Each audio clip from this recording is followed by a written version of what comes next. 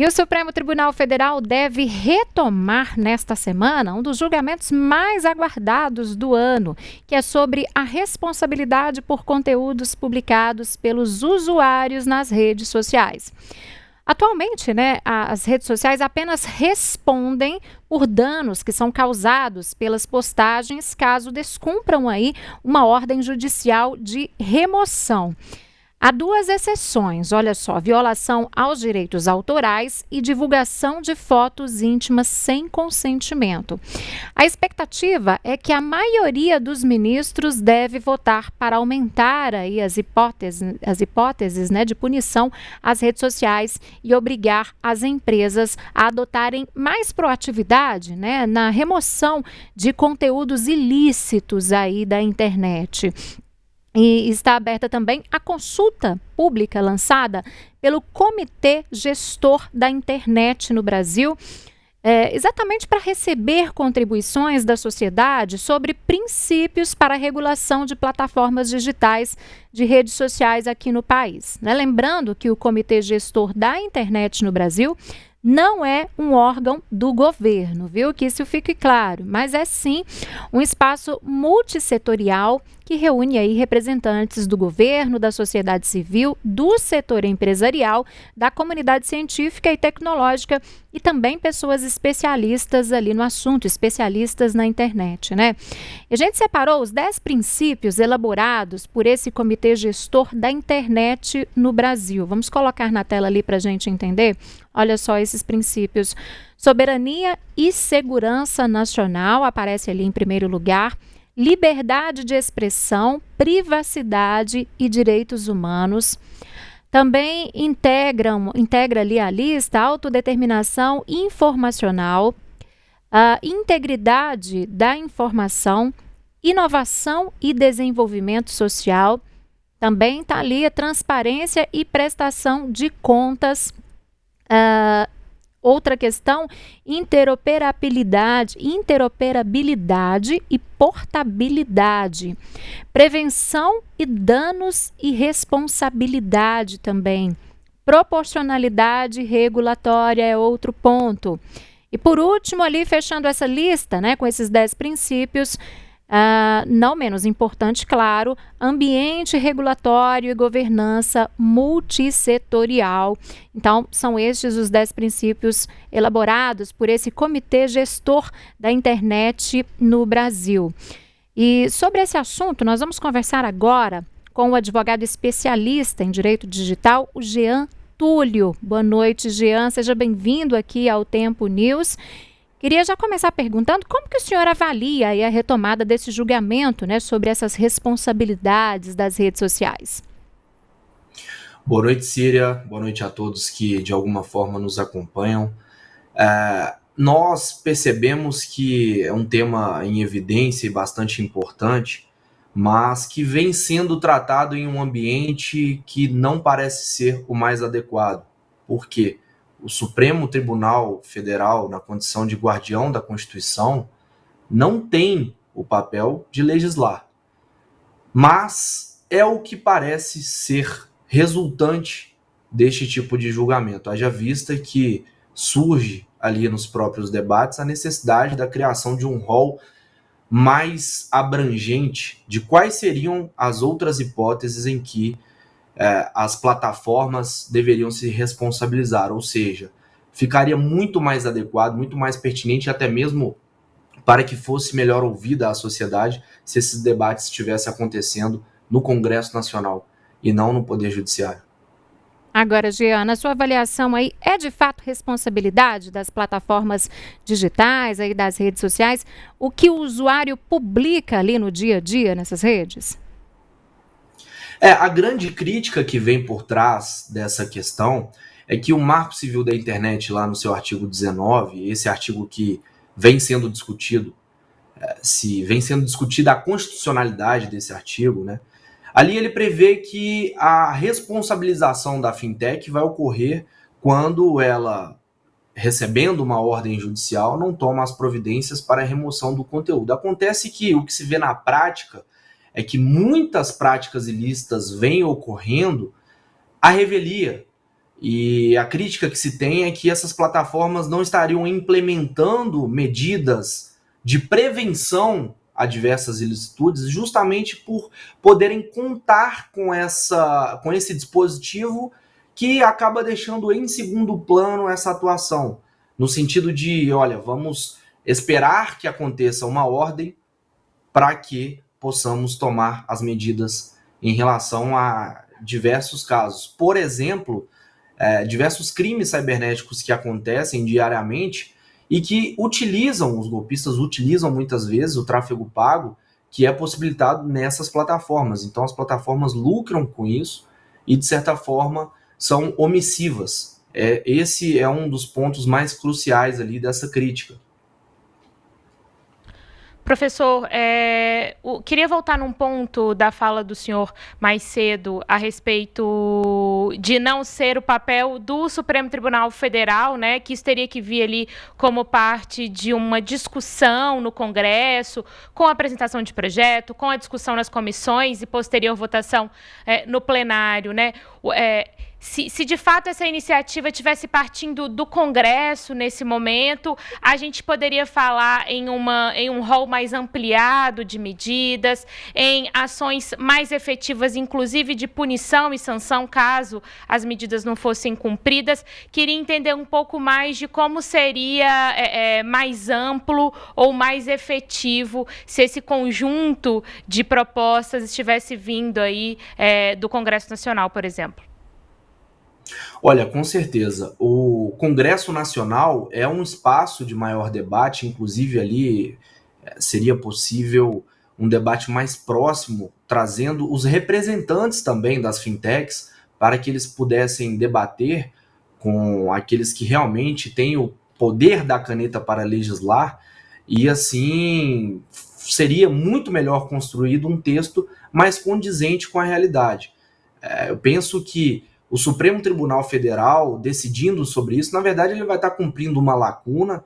É indiscutível que o Congresso Nacional hoje, não só nesse tema, mas em diversos outros temas, ele vem se mostrando omissivo, ele vem deixando de praticar o papel dele enquanto ente legislativo, né? E diante dessa lacuna, o Supremo tendo ali o dever de zelar pela Constituição e de revisar tudo aquilo que é produzido também pelo Congresso Nacional e que possa contrariar o texto constitucional, acaba sendo em segundo plano o objeto, né? Ele acaba servindo de objeto para discutir em segundo plano essas questões que deveriam estar sendo debatidas no Congresso Nacional, que é o ambiente mais correto. Afinal, quando você fala de um texto, de uma lei que está sendo criada, ali você tem muito mais espaço para criar o rol do tamanho que for necessário, com todas as características que forem necessárias, com todo o debate que é necessário, trazendo a sociedade, trazendo os representantes dessas grandes empresas, né, vendo o que de fato faz ou não faz sentido, e, é claro, com os representantes do povo, né, que foram eleitos para tanto e que vão poder exprimir a vontade do povo através da votação de projeto de lei, né, e que deve ser, é claro, cumprido. Não podemos deixar de destacar que o próprio Marco Civil da Internet, o próprio artigo 19 do Marco Civil da Internet, foi criado por esses legisladores, que de certa forma estavam ali cumprindo seus papéis, né, e agora promulgado, já vigente, depois de anos de vigência, está sendo revisado e pode ter sua interpretação ali mitigada, relativizada, de certa forma, para supostamente se adequar ao texto constitucional. Mas isso divide muito as opiniões no âmbito do direito, né, no âmbito da doutrina. Existem aqueles que vão dizer que esse papel não é adequado e que o STF acaba, de certa forma, legislando ao enfrentar essa matéria e estendendo essa interpretação. Jean, ainda pegando o gancho na fala do senhor sobre essa questão STF e Congresso, né? A gente viu, por exemplo, uma tentativa de regulamentação, né, das redes, desse ponto de vista todo, no ano passado. Chegou-se a tentar votar, teve requerimento de urgência colocado para votação, e acabou enterrado, né? Um texto que foi debatido, mas que ao mesmo tempo gerou muita polêmica, e o assunto meio que morreu ali no Congresso e parece que vai voltando um pouco ao holofote agora, também muito em função não só do julgamento, né, do Supremo Tribunal Federal marcado para quarta-feira, mas também, por exemplo, toda a questão envolvendo o governo dos Estados Unidos e o ministro Alexandre de Moraes, enfim. Minha pergunta para o senhor era justamente essa: a gente vê uma resistência muito forte no Congresso a debater esse assunto, né?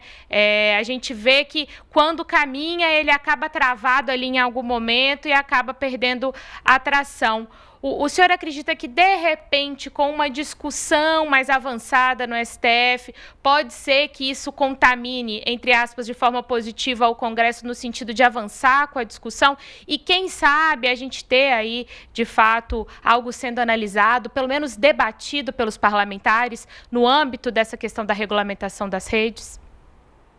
Olha, sem sombra de dúvidas, para que qualquer texto vá adiante e seja aprovado e sancionado, ou até mesmo rejeitado, mas que seja debatido até o final, né? Para que isso aconteça, é necessário que se tenha um ambiente político para isso, né? E esse ambiente político, ele também passa pelo crivo daquilo que está sendo discutido pela sociedade, aquilo que é de interesse da sociedade, e a sociedade tomando conhecimento também dessa questão que vem ocorrendo no Poder Judiciário, esse enfrentamento da matéria por parte do Poder Judiciário, isso acaba sendo também um fator social que repercute na política, haja vista que os congressistas, levando em consideração que isso está em alta, né, que a sociedade tem esse interesse, eles se sentem pressionados a retornar com essa pauta e levá-la adiante. E é claro, sendo no Congresso Nacional, sendo o Congresso Nacional o ambiente mais adequado para discutir sobre isso, é muito melhor que o resultado venha por lá, que o resultado parta de lá e não de um julgamento do Supremo Tribunal Federal que vá compreender uma questão de condicionalidade, mas que vá atribuir uma série de outros parâmetros que não estavam no texto e que possa gerar essa interpretação de que, na verdade, o Supremo estava legislando. Agora, Jean, essa possível mudança que a gente está falando aí nas redes sociais, você acredita que isso pode mudar um pouco o comportamento do usuário ali no ambiente digital, nas redes sociais? Ou seja, pode deixar ele mais enrijecido, se é que podemos falar dessa forma, né? E ir até mesmo de encontro aí à questão da liberdade de expressão? Olha, todo extremo é ruim, né? Da mesma forma que seria ruim um espaço em que houvesse uma liberdade irrestrita, tanto para o usuário quanto para a plataforma, também seria ruim uma restrição que passasse do ponto, aquela restrição que violasse o próprio direito de expressão. Isso não pode, de forma alguma, ser permitido em um Estado democrático de direito. Então é muito importante que eventual regulação, seja através do Congresso Nacional, seja através dessa interpretação constitucional dada pelo Supremo Tribunal Federal, seja respeitadora dos direitos fundamentais do cidadão. Penso que esse é inclusive um ponto que traz novamente a importância do debate acontecer no Congresso Nacional, porque é ali que está a casa do povo, é ali em que você vê repercutir melhor a intencionalidade do cidadão, que deve ser respeitada. O cidadão não pode perder jamais o seu direito de expressão, mas ele também merece estar em um ambiente seguro enquanto ele estiver navegando na internet, né? Ele merece ter o cuidado necessário por parte dessas fintechs, que tem muito mais estrutura e condição de verificar aquilo que é ruim, que pode poluir aquele ambiente, no sentido do cometimento de crimes cibernéticos, por exemplo, para que ele tenha um ambiente seguro, não só para se expressar, mas, por exemplo, para fazer compras, né, e diversas outras coisas da vida cotidiana, já que nós cada vez mais estamos inseridos no ambiente virtual. A gente falava agora há pouco sobre a questão da consulta pública, né? E chegou a pergunta aqui para a gente da Marcela Soares. Ela está dizendo o seguinte, né? Que ela acha importante esse tipo de consulta, mas a pergunta dela é a seguinte, Jean, qual que é a importância de fato da minha opinião, da minha participação nesse tipo de consulta? Tem um certo peso sobre essa decisão final? Sem dúvidas tem um peso sim. Pelo menos é isso que a gente espera, né, de um Estado democrático como o nosso. E toda vez, nós vamos perceber historicamente, na verdade, que toda vez que o cidadão não participa, toda vez que o cidadão deixa de participar, muitas vezes pensando que não vai ter alguma efetividade, isso não vai influenciar em nada, aí é que os interesses escusos entram em jogo. É justamente nesses momentos em que os resultados vão ser contradizentes com aquilo que o cidadão quer, com a vontade mesmo do povo. Então, sem sombra de dúvidas, é muito importante que seja feita essa participação. Tá certo, Jean, muito obrigada, viu, por atender o nosso chamado mais uma vez. Obrigada pelos esclarecimentos e uma ótima noite. Para vocês também, um prazer enorme.